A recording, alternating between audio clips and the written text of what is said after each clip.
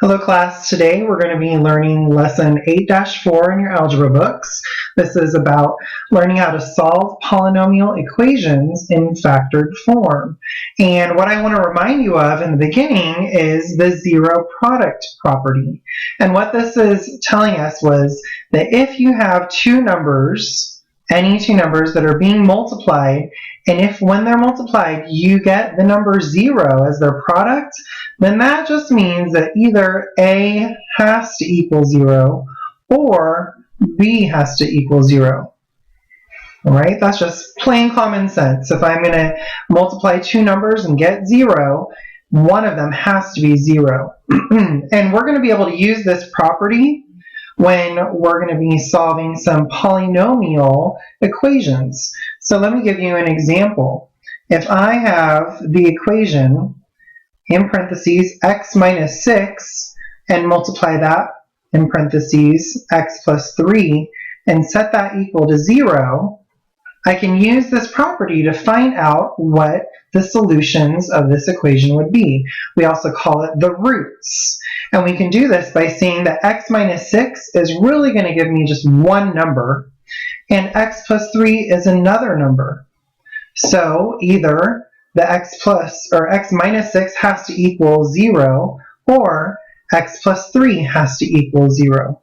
So I'm going to separate them right now. X minus 6, I'm going to see what that would be if I set it equal to 0, and also x plus 3 equal to 0. Now, this is going back to those one-step equations. If I want to get x by itself for the first half, I'm just simply going to add 6 to both sides, and I would get x is equal to positive 6. So that could be one solution. If I plugged in 6 where the x is, 6 minus 6 is now 0. So it doesn't matter what the second number is going to be, 0 times anything is still going to be 0. So 6 is one of my solutions. I'm going to do the same thing with the x plus 3. To get x by itself, I'm going to subtract 3 on both sides, and I'm going to be left with x is equal to negative 3. So as you can tell, in this case, I have two different solutions that will both satisfy this polynomial equation. If I plugged in negative 3, I would get negative 9 times negative 3 plus 3 is 0. Negative 9 times 0 is equal to 0. So let's try this again with another polynomial equation. I'm going to have x plus 2 in parentheses times x minus 8. I'm going to set that equal to 0. And when it is already factored like this, it's going to be pretty easy to separate them into two different parts. So I'm going to have x plus 2 is equal to 0, but also have x minus 8 equal to 0. I'm going to try to move this for you guys so that you don't have these big glares. And that looks pretty good for the most part. So if I want to get x by itself, I'm simply going to subtract 2 on both sides, and I have x is equal to negative 2. That's one of my solutions. I could just check it real fast. If I plugged in negative 2 plus 2 does equal 0. Do the same thing with the second half. Get rid of that minus 8 by adding 8 on both sides, and you're going to come up with x is equal to positive 8. So for both of these polynomial equations, when they're already in factored form, it is very easy to find the solutions. What gets more difficult is when they are not factored, like in our next example. Now, when they're not factored, the pearl of wisdom that I want to give to you is to find the greatest common factor, the GCF of the polynomial terms.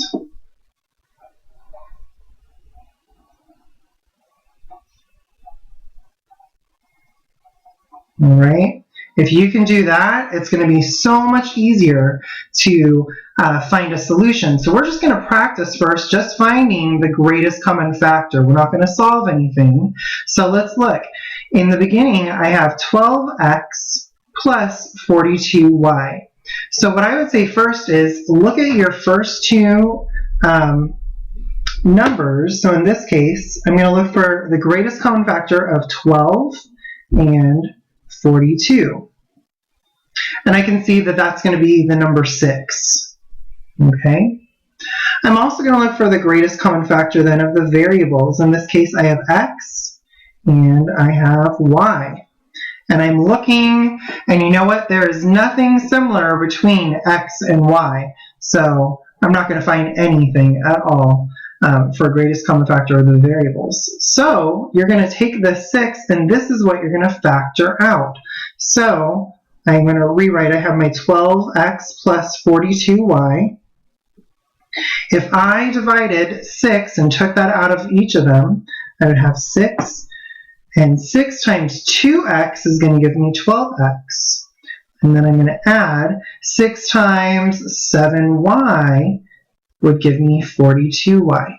And that's how we're going to factor these polynomials. All right, so let's try another one so we get really good at it. So again, we're going to start with the numbers. So in this case, I have 14, and I also have 21. What is the greatest common factor of both 14 and 21? Well, it's going to be 7. Okay, 7 is the biggest number that goes into both of those. And now let's look at our variables. In this case, I have y cubed, and I also have y squared. And of those variables, I could see that I could get both a y squared from both of them. Can't get y cubed out of y squared, but I could take away y squared from each of them. So if I'm starting with 14y cubed plus 21y squared, and I wanted to factor this out, I would factor out 7y squared. So I'm going to write that down, 7y squared. If I took that out of 14y cubed, I would be left with 2y.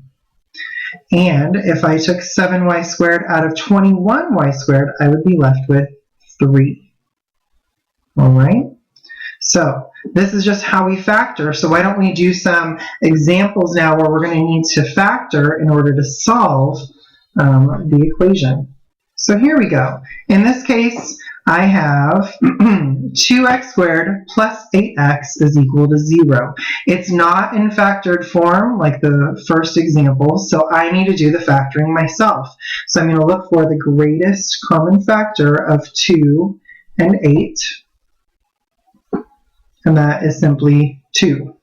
And then I want to look for the greatest common factor of x squared and x, and that is just 1x. So what I'm going to factor out is going to be 2x. So here we go. 2x squared plus 8x equal to 0. Okay, I'm going to factor it out now. I want to take out 2x, and I'm going to be left with just an x plus 4. Because 2x times x is 2x squared, and 2x times 4 is 8x. And now this is equal to 0. Like we did in those first problems, we're going to separate it into 2 parts to find out what the roots would be. So I'm going to be left with 2x is equal to 0. And I'm also going to be left with x plus 4 is equal to 0.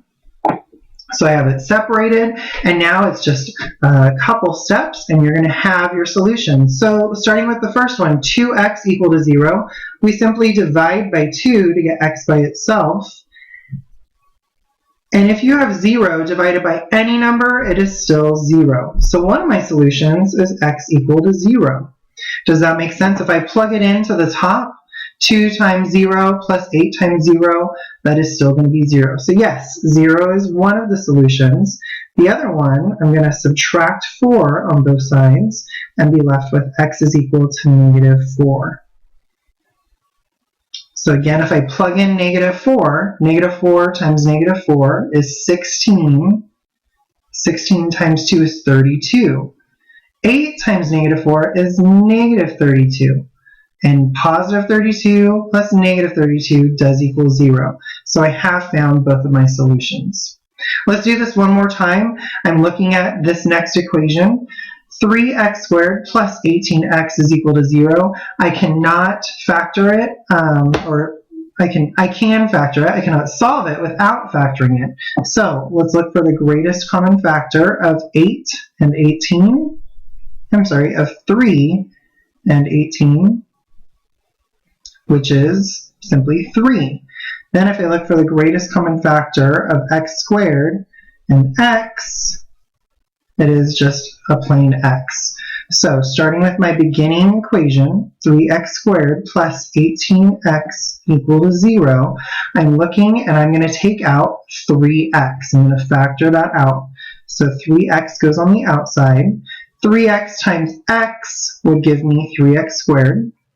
And then I'm going to add 6 because 3x times 6 would give me the 18x. And I still have my 0. So I'm going to split this into two parts. I have 3x is equal to 0 as the first part, and x plus 6 equal to 0 as the second part. Again, to solve, if you're multiplying x by a number, divide by that number. And x is going to be 0 again as one of my solutions. The second one, I'm going to subtract 6 on both sides, and I'm going to be left with x is equal to negative 6 as my second solution. All right. Now, sometimes it might look a little different beyond that. For example, if you have 6n squared is equal to 15n, and I asked you to solve this, you could do it. Don't freak out. All right? We know that we could put it back in that form of being equal to 0 simply by moving this 15n back to the left-hand side. So we can't combine these, but I can write it in that form that I'm used to now. 6n squared minus 15n is now equal to 0. Okay, this looks just like the examples that you did before. So now let's find the greatest common factor of 6 and 15. Well, that's going to be 3. That's the biggest number that goes into both. And then what is the greatest common factor of n squared and n? Well, it's just a single n. So 3n is what I'm going to factor out. So I have 6n squared minus 15n is equal to 0. Let's factor out the 3n. 3n times 2n would give me 6n squared minus 5, because 3n times negative 5 is negative 15n, and that is equal to 0. So just like I've done before, let's split this into our two parts. I have 3n is equal to 0, and 2n minus 5 is equal to 0. The first one, let's divide by 3. So we get n equal to 0 as our first solution. The second one is a little bit more work. I'm going to add 5 to both sides. So you're left with 2n is equal to 5. And now I can divide by 2. So n will equal 5 halves. Sometimes you might get a fraction, and that's okay. Here's one more problem and then we're done. Again, it is not in the form where one side is equal to 0, so let's make it that way. Let's subtract 2x on both sides. So we have 4x squared minus 2x is equal to 0. And now let's think, what is the greatest common factor? Well, of 4 and 2 is going to be 2, and of x squared and x, it's just going to be an x. So 2x times 2x is 4x squared. 2x times negative 1 is negative 2x. I did that a little quick for you, but we're getting pretty good at it. Split it into our two sections. 2x is equal to 0, and 2x minus 1 is also equal to 0. Right, and in two parts. Let's divide by 2 on our first one, so x is equal to 0 as one solution. The second one is a couple more steps. Let's add the 1 first, that lonely number. You're left with 2x is equal to 1. And now simply divide by 2. And x is equal to 1/2. And that's it. You guys are done. You have successfully solved polynomial equations by learning how to factor to find your solutions.